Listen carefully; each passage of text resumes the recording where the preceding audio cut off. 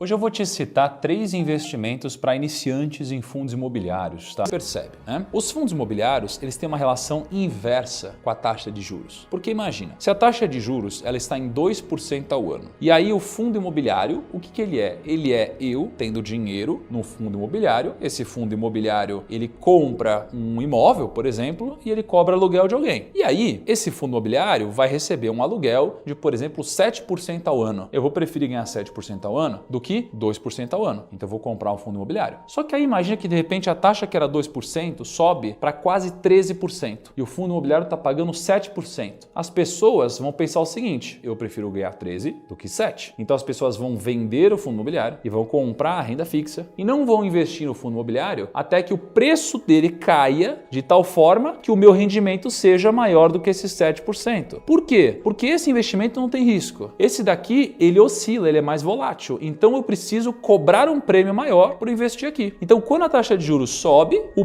preço de um fundo imobiliário cai para que o dividend yield dele suba. Então, existe uma relação inversa, onde a taxa de juros cai, o preço do fundo imobiliário sobe. Quando o preço de um fundo imobiliário sobe, geralmente a taxa de juros caiu, né? E a gente continua esse ciclo de tempos em tempos. Então, olha que o IFIX, de 2012 a 2014, ele subiu. O que aconteceu com a Selic? A Selic tinha caído. Aí depois a Selic, ali para 2015, 2016, ela tinha subido. O que aconteceu com o IFIX? Caiu. Aí depois a Selic começou a cair ali 2017 até 2020. O que aconteceu com o fundo imobiliário? Foi a maior alta dele, né? Subiu drasticamente, subiu ali de 2016 até 2020, uma alta impressionante, que foi justamente quando tivemos uma queda impressionante da taxa de juros. Então, quando a gente vê a taxa de juros subindo, fundos imobiliários, em tese, apresentam queda, tá? Então, a gente tem esse movimento acontecendo. Quando a taxa de juros sobe, geralmente a gente perde dinheiro em fundo imobiliário. Aí você se pergunta, se isso está acontecendo agora e a taxa de juros subiu, logo, não é o momento para comprar o fundo imobiliário. Só que aí eu te pergunto, você quer comprar antes de cair ou depois de cair? Porque esse foi um movimento que acabou de acontecer com a taxa de juros, que foi de 2 para 13. E hoje tem várias notícias saindo onde estão dizendo que a taxa de juros, né, a taxa de juros futura, de fato, ela está sendo alongada, né, ou seja, prazos maiores com taxas de juros maiores. E eu preciso alertar você,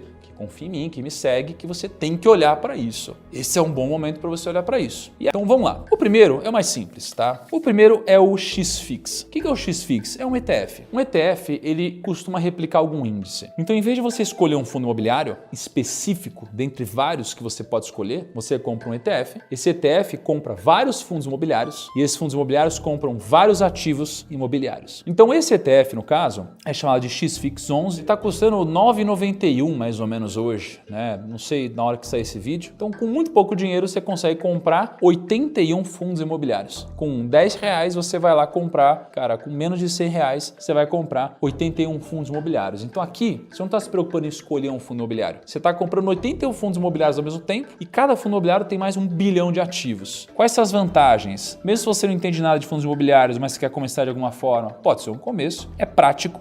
Tá? Você não precisa olhar para tudo e você diversifica demais o seu capital. Qual que é a desvantagem? Com esse ETF, os dividendos eles vão ser pagos dentro do fundo. Então, na prática, tem pouca desvantagem, mas você não vai ver aquele dividendo entrando e você vai escolher, né, onde você vai colocar. Eles vão ser reinvestidos diretamente. Você tem uma taxa de administração de 0,3% a mais, né, acaba sendo uma desvantagem pequena, mas é uma desvantagem a longo prazo. E você perde o poder de escolha, tá? O que, enfim, pode ser uma vantagem ou desvantagem, dependendo do seu grau de conhecimento, tá? Segunda opção de fundo imobiliário é o BCFF11. É um fundo imobiliário que eu tenho, tá? E de novo, não tô te recomendando nada disso, mas é legal você pegar uma lógica. Por quê? Porque existem fundos de fundos. O BCFF ele é um FOF, é um Fund of Funds, tá? E tem alguns Fund of Funds disponíveis no mercado. Esse fundo ele é gerido pelo BTG Pactual. E aí quando você entra no BCFF, né, todos os fundos imobiliários têm relatórios, você consegue ver como que isso daqui está alocado. Então se você comprou uma cota de BCFF, você consegue se expor a 20 investimentos diferentes na carteira, né? Então, 8,5% de BCFF está em EZTB, depois 8% está em REPE, depois 7% está em Canip, BTCR. Enfim, você tem uma série de outros fundos imobiliários que investem em uma série de outras coisas. Então, você vai ter uma carteira muito diversificada com uma única opção. Existem outros Fund of Funds, né? Então, vocês devem estar vendo na tela agora uma lista de Fund of Funds. Essa é uma opção simples para vocês escolherem. E quando você olha para o P sobre VP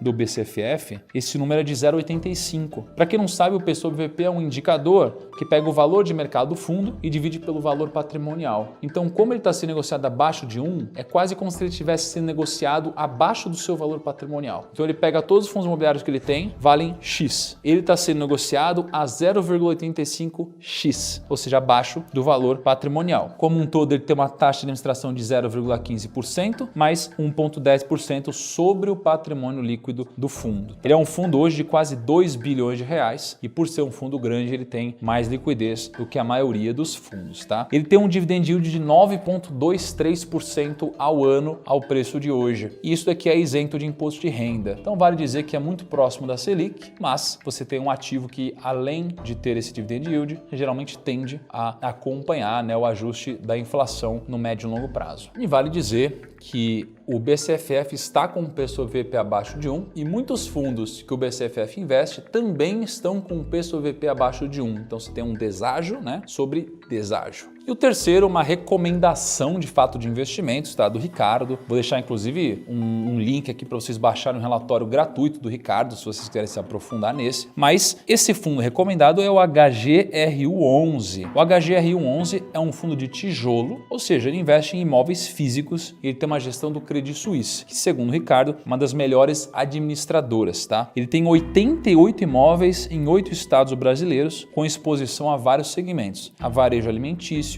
varejo vestuário, setor educacional, e tem grandes empresas que são, de fato, aquelas que pagam aluguel, né, para o HGRU. Então você tem Pernambucanas, o Sam's Club, Anima Educação, IBMEC. Tem vários. O P sobre VP hoje é relativamente justo, né, de HGRU, porque ele é de 1, então não está sendo negociado com um prêmio ou nada disso. A taxa de administração é de 0,9% ao ano e o dividend yield é de 7,7%, considerando o preço da cota de fechamento de maio. O HGRU não tem vacância, então significa que tudo está alocado, todo mundo está pagando em dia, isso é muito importante, tá? Então isso é bom para o cotista. E uma informação relevante que o Ricardo deixou anotado aqui para mim é que eu já tive uma grande parte do meu capital em HGRU, porque em junho de 2021, quando o BCFF era uma das minhas maiores posições, o HGRU era uma das 5 maiores posições do BCFF. Sim ou não? Segundo, quais fundos imobiliários você tem na sua carteira?